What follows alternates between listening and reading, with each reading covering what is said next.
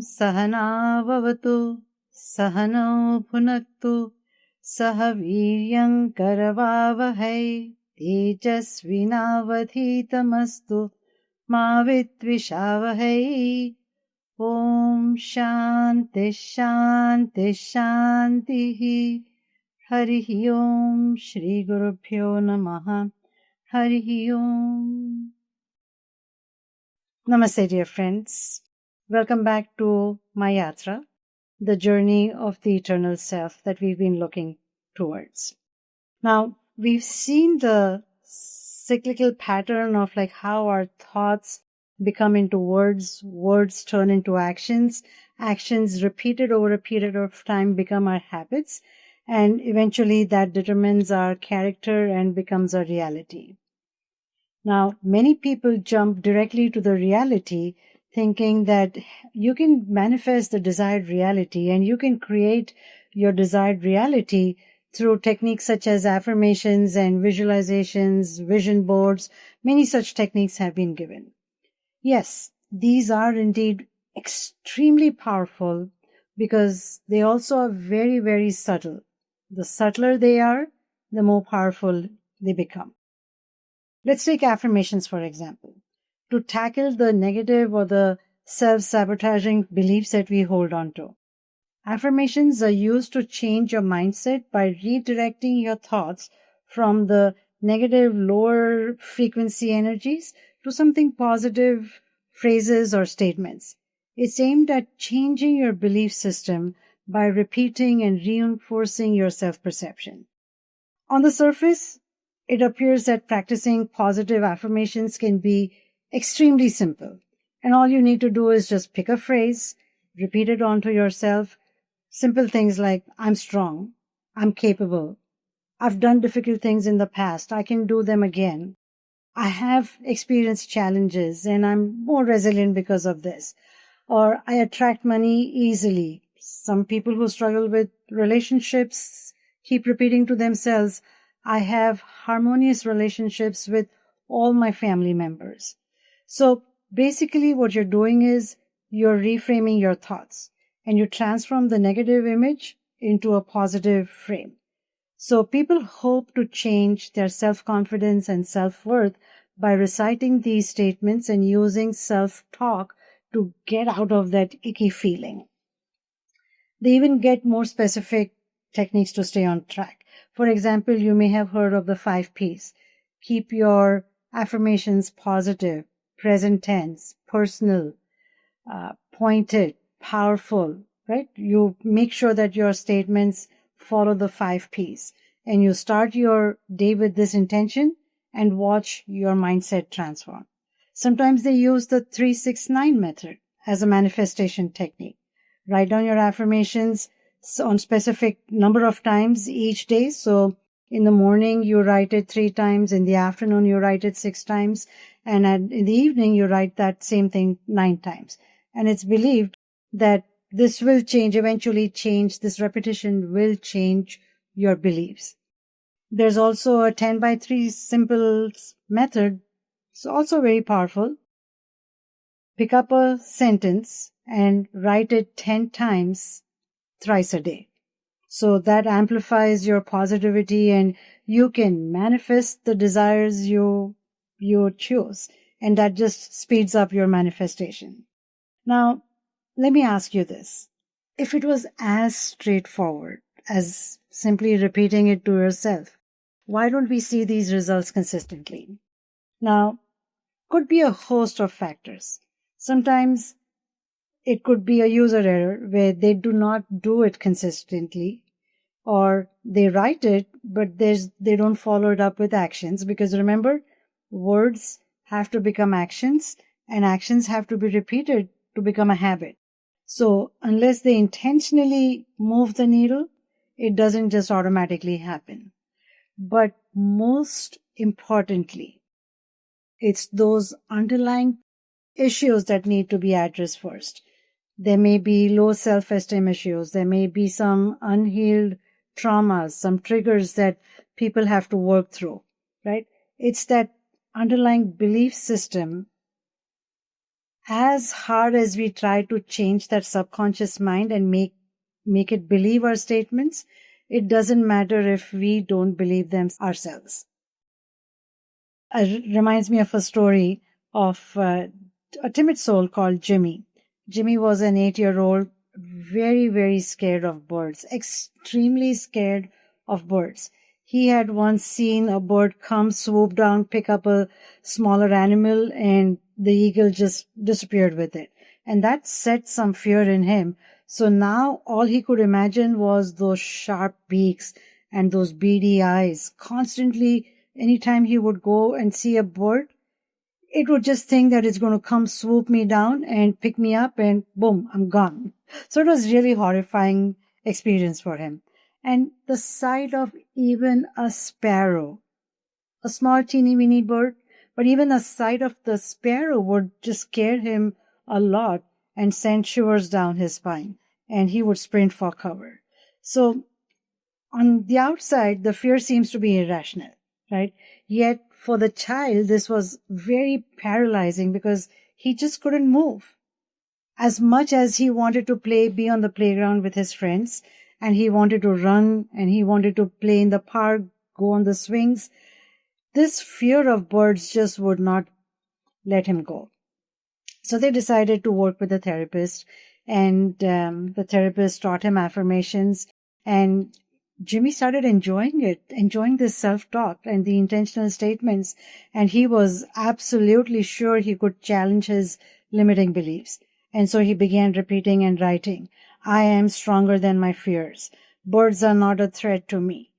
Birds are simply God's creatures or creatures of nature, right? And he was taught how to change his posture, to stand up tall, and to reinforce this positive feeling of being strong and courageous. And he also practiced even saying with various intonations and voice modulations.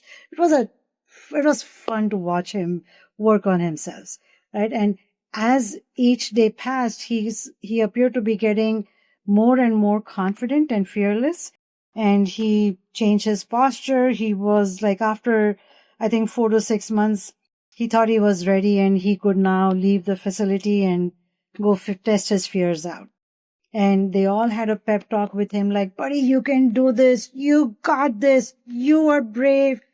You are the strongest. Go, go, go. And his confidence levels, they just rose up with every person who was speaking to him. All his cheerleading squad, you could see the smile on his face, beaming on his face, and everyone was clapping for him the entire time. So as Jimmy walks out, he's coming down from his room, walking down the hallway, and the bright sun shining and waiting for him. Even the sun was waiting to welcome him. He takes one step at a time and he's walking out and everybody behind him clapping for him. And you would think okay, got it. He's got this now. And he's walking down. Those big front doors open up. And Jimmy walks through those front doors. With each stride, he's following his gait and he's walking more and more confidently and very majestically. But as soon as he feels the wet, cold grass, he freezes. He's just so scared, and you could see that fear paralyzing him again. And something just changed. What just happened? So this therapist runs behind him and asks him buddy, are you okay? Is everything fine? Remember, you're strong. Remember, you can do this. Remember, birds do not harm you. And remember, you are strong. You got this, Jimmy. And Jimmy was completely shaken up by this time. And he had a very simple question. I know I am strong. I know I got this. But do those birds know that? So what just happened here? All those affirmations, self-boosters, the cheerleaders, in spite of checking all of those boxes, this was an epic fail when it was time to execute. So if we try to resolve this only at the superficial level, without addressing the underlying beliefs, we will not see the intended impact. On one hand, words are intended to give us a lot of strength and courage. But if those words do not align with the thoughts and the feelings fueling them, it doesn't matter. Now, Jimmy had this low self-esteem, right? And the fear of birds. That was still not addressed. Just by addressing the words, it is the thoughts and the beliefs that fuel these words. So unless you address that underlying feeling, the subconscious beliefs, these are like operating on two different planes of thought. So they will never match. And when your affirmation contradicts your current feeling or experiences, your subconscious mind is not ready to listen. It's going to push back, signaling that you are lying to yourself, and this could cause further resistance. So for effective affirmations, remember that cycle, right? Thoughts, words, actions, all of these have to be aligned. Now, if you say, many people want to attract abundance, they want to become rich, they want to become wealthy, and yeah, sure, use affirmations, use visualizations, and you can get to the rich path overnight. Success is guaranteed. So if you keep saying, I'm wealthy, I attract abundance, I am a money magnet, I attract money very easily, you may be saying these words, but if you're feeling financially insecure or you worry about your bank balance, this affirmation and the beliefs, they don't match. So the affirmation is going to fall short of manifesting the reality that you desire. It's like you want an abundant mindset, but you operate in a scarcity mode. So guess which one would you be attracting? Are you vibrating at the abundance mode or are you vibrating at the scarcity mode? You're right. If you are operating at the lower frequency scarcity mode, you will be attracting more of those scarcity scenarios. And we often see this in the work environment where employees, they just hoard information and they refuse to share details with others. They are envious of other people's successes because of their belief that there is a limited part of growth opportunity in the organization. So if somebody else has already got a piece of the pie, they get jealous because it erroneously leads them to believe that, oh, now that reduces my growth opportunities. But these two are completely independent. You too can grow while your colleagues grow at the same time, right? But if you view somebody else's win as your loss and you won't celebrate their success, notice yourself. If you find yourself using phrases like, I can't, or I don't have enough time, I don't have enough money, I don't have enough resources, you could come up with many, many such excuses.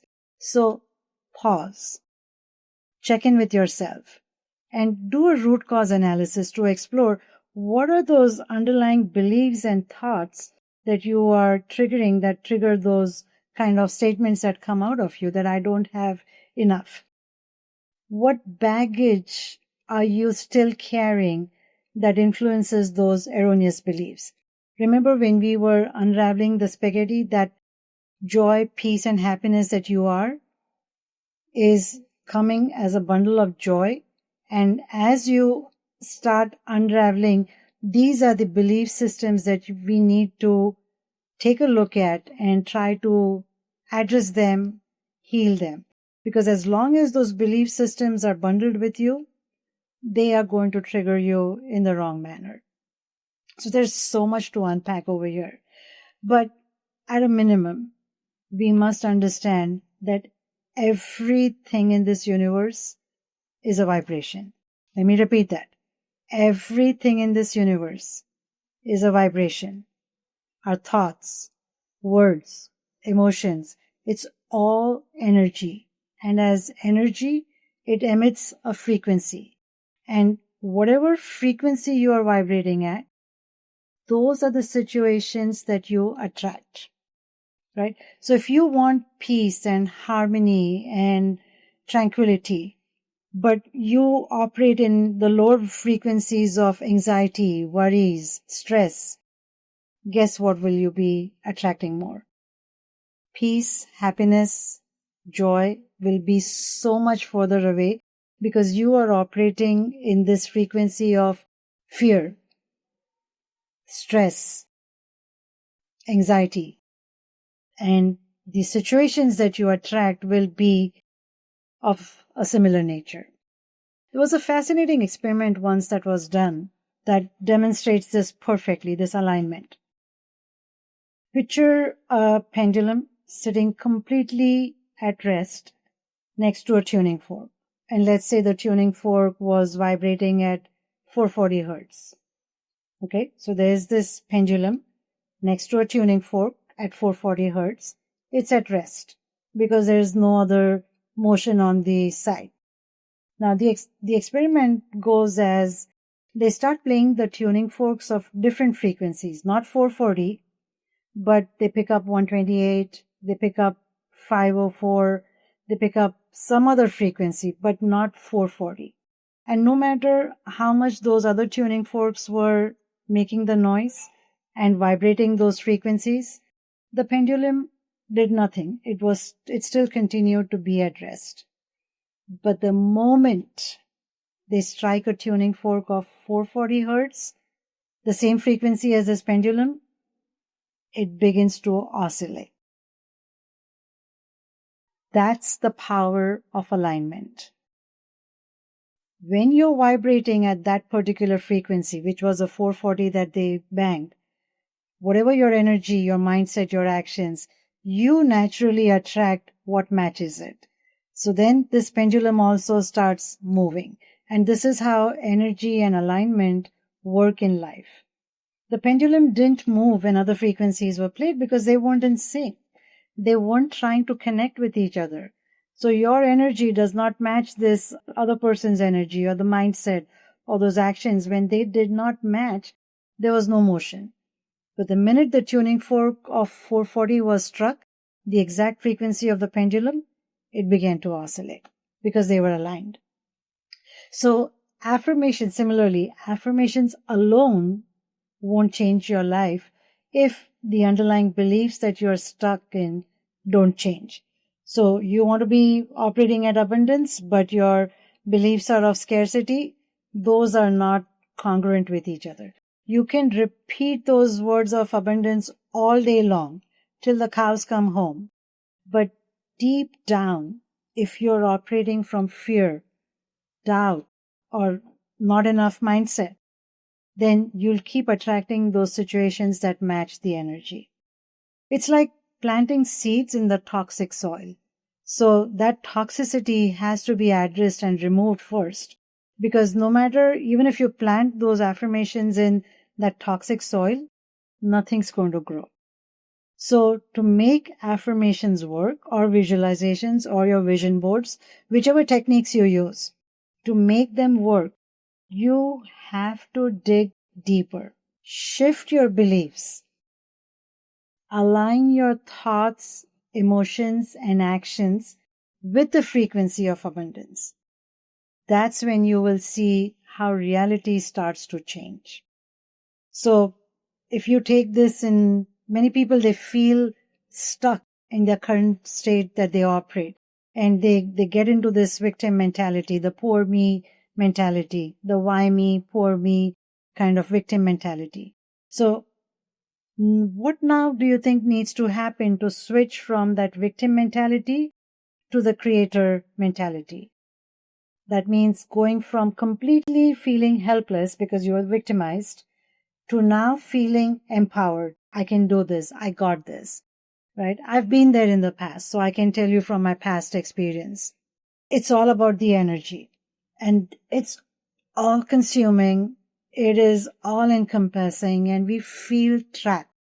We're convinced, we're absolutely convinced there is no way out. And as a victim, I blame everybody else but taking up accountability. And I blame people, places, situations, whatever I can find.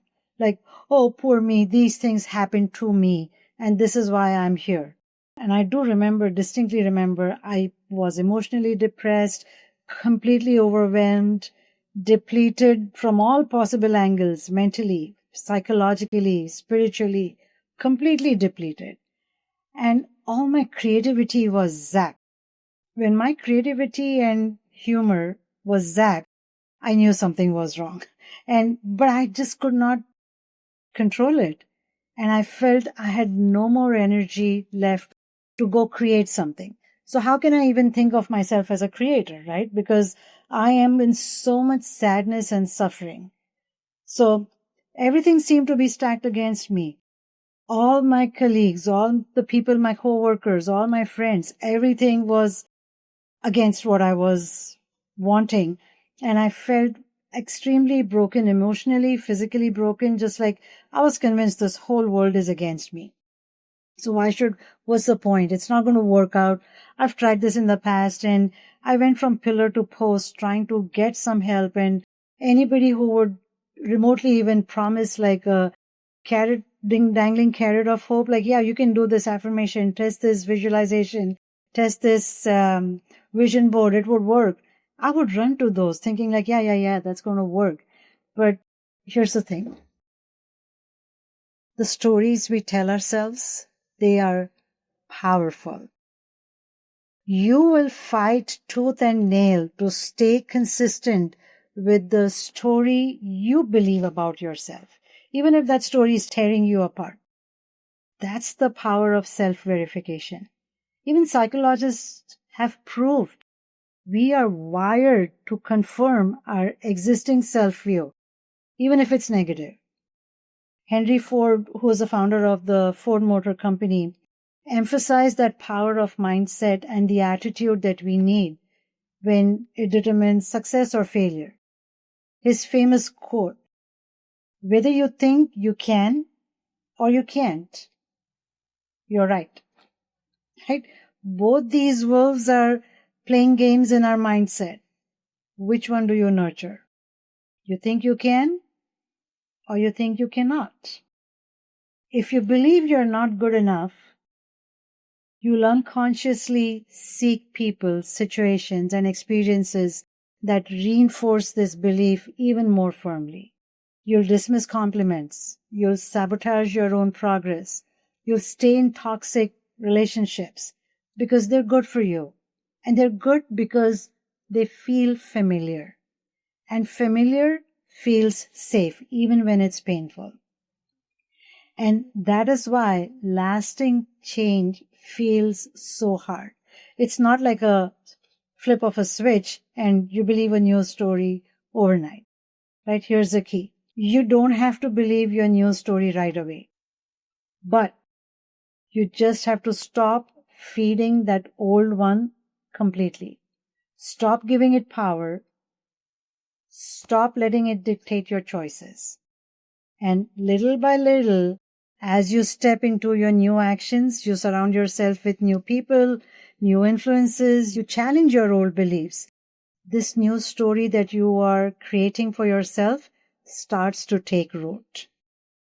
That's when transformation begins. These experiences are absolutely real. What you went through, that's absolutely real. They mattered. We're not here to dismiss or diminish what someone's been through. But those experiences don't have to define us forever. That event happened. It passed. It was the lingering emotions, the ones that we hold on to, and we continuously replay those over and over and over again, reinforcing those beliefs and keeping them alive. So if you've been in a bad relationship, bad breakup, even though that breakup happened, that person moved on, you're still stuck in that emotional state. And those emotions, they continue to brew beneath the surface and strengthening that victim mentality, convincing us that we are stuck. The key isn't pretending that those never happened. No, it's absolutely happened. It's learning to release the emotional grip they have on us. That's where freedom begins, and that's where the shift happens. There was a time in my life too where I felt completely stuck, trapped, and I saw myself as a victim. And everything around me seemed to reinforce that same belief. As I said, it will convince you that yes, whatever you're thinking, that's right, that's absolutely what's going on. My social feeds, they were filled with articles of women inequalities, gender pay gaps, workplace discrimination, glass ceilings, the tall poppy syndrome, everything, right? It was as if the universe was speaking to me and handing me proof that the odds were stacked against me, and no matter what I did, it wasn't going to change. And the more I talked about these things, the more they drained my energy out. I was completely depleted. My mindset was malnourished, and I just felt I was just emotionally exhausted, and I knew this wasn't sustainable. And then one day something snapped. Something inside my mind just snapped. I'd had enough, and I realized if I didn't change my story, I'd be stuck in that cycle forever. So I made a conscious choice. Remember that choice? Make a choice to take a chance to make the change. I used that on myself. I started reframing my story. Yes, those struggles were real. And yes, I had fallen off track, but I reminded myself of this powerful truth. I've said this earlier too. Our greatest glory is not in never failing, but rising every time we fall. Now, I began to see the failures and setbacks not as the end, but as part of the process. I made them my stepping stones towards success. I used them as my steps for the ladder of success. These were opportunities for me to build courage, determination, emotional resilience, and every time I got up, I just grew stronger. I gained wisdom. And in that space of emotional resilience, I found the perfect environment to innovate. Try new things. Learn from mistakes. Hey, you've already been making mistakes. You'll make new mistakes. Not saying that you won't make any mistakes. It's just different mistakes. So don't repeat your old ones. Learn from them, and you're free to make new mistakes. And that's how I reframed my pain to power. I reclaimed my story. And if I can do it, so can you. Simple hack that I did was I just looked back 3 to 5 years, right? And I'm a very Excel rows and columns person. I had my year 1, 2, 3, 4, 5. And on the rows, the first thing I did was I allowed my mind to vomit. Not those stories of like, oh my gosh, this happened to me. Not those nagging stories, but just one bullet point. One bullet point was all I got for the entire year. Could I consolidate whatever that experience was in one bullet point? So the first row was like, get out, let your mind vomit and get it out of your system. Once those were listed, I said to myself, okay, those events took place. Yes, they were real. That happened. Moving on. The next row was, surely there was something you learned, or what was the key takeaway from it? I held myself accountable for showcasing my work. I come from a consulting background, and in the consulting world, if you can't show the value that you bring to the organization, you're out. Your contracts don't get renewed. Nothing happens, right? So I was used to showing the return on investing in me and paying me as a consultant. So I started to show what was the return on investment. How did it align with the organization's vision and mission? Right? And sometimes that may be very difficult, like, oh, we are so down the totem pole, we don't know what the org mission and vision is. Not every organizational will share that and cascade it down to the individual team member that needs to hear that. So even if you're not there, at a minimum, did you learn anything new? Were there any new technical skills? Maybe you learned some new vocabulary. Perhaps even if not technical expertise, did you even become more aware than what you were before? When you were just reacting to things, now with this level of awareness, you are able to respond to your situations. Did you learn to be a better listener? Did you learn to show up with intention? Did you learn to choose the energy with which you show up, regardless of how you feel? Did you gain any new insights into how processes operated at the organization? Bottom line, did you step outside your comfort zones? And listing those key points, and remember, I got only one bullet point per year, so I could see my own transformation of how I went from the victim mentality to the fear, like I was gripped with fear. Then I took accountability. Then I made some changes in the way I operated. And boom, now, like I went from surviving to thriving. And Henry Ford has another wonderful quote that if you always do what you've always done, you'll always get what you always got. Right? Continuing the same actions will produce those same results. But if you want different outcomes, you have to change your approach and your behaviors and those underlying beliefs. That's where I work the most. Did not focus on just affirmations and visualizations to get me through this mess, but I addressed those fears. Where were they coming from? And we've already talked about that progress over perfection. I was a perfectionist. I needed that.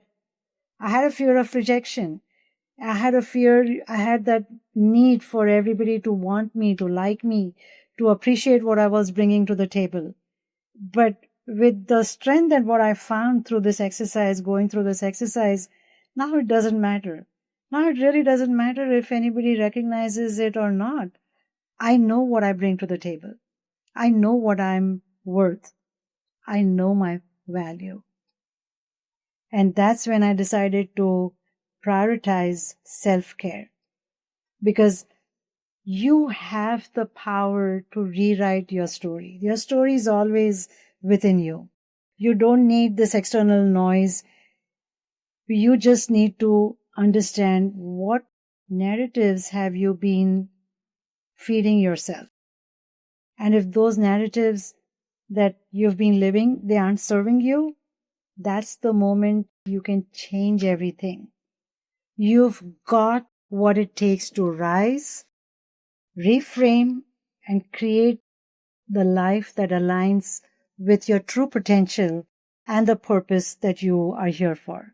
So I learned and became really, really good at both of these. The art of storytelling, meaning the stories I told myself, and the art of listening, meaning I chose the stories I wanted to listen to. By being highly vigilant and aware of how to frame those narratives, I learned that if they didn't serve me, drop them. If they interfered with my state of happiness, drop them. You alone are the author of your story. You get to choose what goes in your story. Just make it the bestseller. So, my dear friends, if this episode resonates with you, please like or follow the channel and share it with somebody else who may benefit. Leave me a comment and send me an email. I would love to hear from you. Maneesha@myyatra.vip. As always, I thank you from the bottom of my heart for this opportunity to just revel in my growth process and continue to feed more and more growth stories. Until next time, we meet again. So let's close up with our closing prayers, reminding us of the infinity that we can tap into. We are infinite, and we get to tap into infinite energy. Possibilities are infinite. Om Purnamadam Purnamidam Purnat Purnamudachyate Purnasya Purnamadaya Purnameva Vashishyate. Om Shanti Shanti Shanti. Harihi Om Shri Gurubhyo Namaha. Harihi Om.